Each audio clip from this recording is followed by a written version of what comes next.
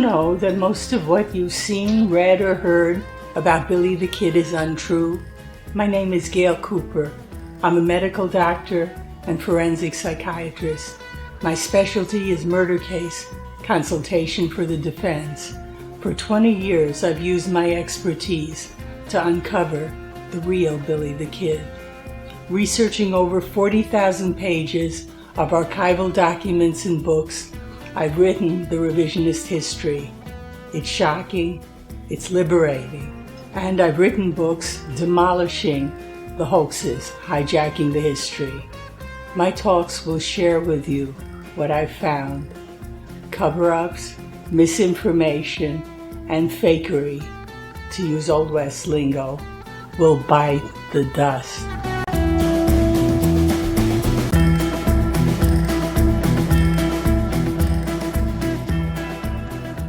19-year-old Billy Bonney had brashly proposed his pardon bargain to New Mexico Territory Governor Lew Wallace on March 13, 1879.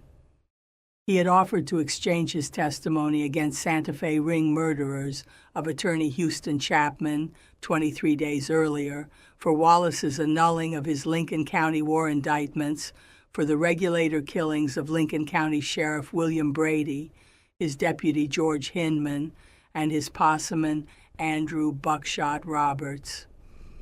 Billy then met with Wallace to finalize the bargain in the Lincoln home of Justice of the Peace John Squire Wilson on the night of March 17, 1879.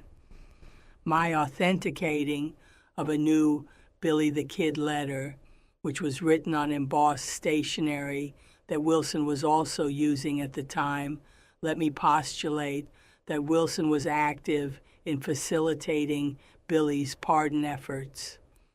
After all, Billy was the people's hero of the 1878 Lost Lincoln County War freedom fight against the Santa Fe ring fought in the town, and Wilson's was anti-ring after the ring's murder of Billy's boss, the beloved merchant rancher John Tunstall, that precipitated the war. In that war, Wilson was a victim of ring puppet Governor S.B. Axtell, who illegally removed Wilson's Justice of the Peace powers to prevent his arresting Tunstall's murderers.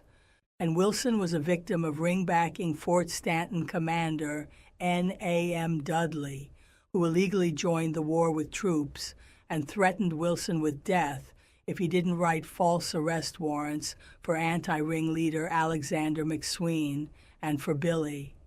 Billy trusted Wilson, and Wilson now acted as an intermediary in Billy's planning with Wallace on how to avoid being killed by the ring before testifying in the Lincoln County grand jury the following month.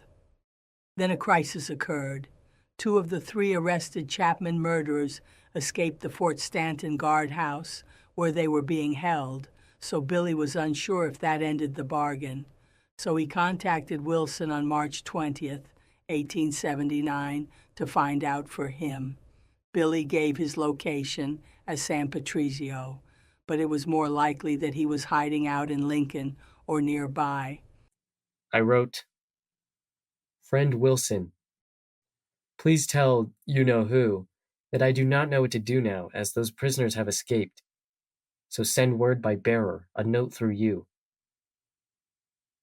It may be he has made different arrangements. If not, and he still wants it the same, to send William Hudgens as deputy to the junction tomorrow at 3 o'clock with some men you know to be all right. Send a note telling me what to do. I signed as W.H. Bonney. My P.S. was, do not send soldiers." Note that Billy calls Wilson, friend Wilson, pointing to trust and alliance. Tension was at an extreme. Billy was risking his life, and his pardon hope might be over. But his usual stoic response was ironic joking. Wallace had told him by letter to keep their plans secret, so to Wilson, Billy calls Wallace you-know-who.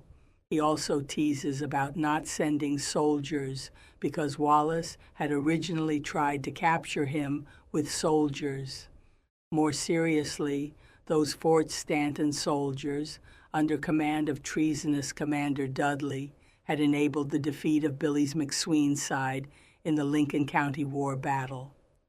And when escaping the burning McSween house, Billy had seen 3 white soldiers fire a murderous volley at him and the other fleeing civilians in violation of the Posse Comitatus Act.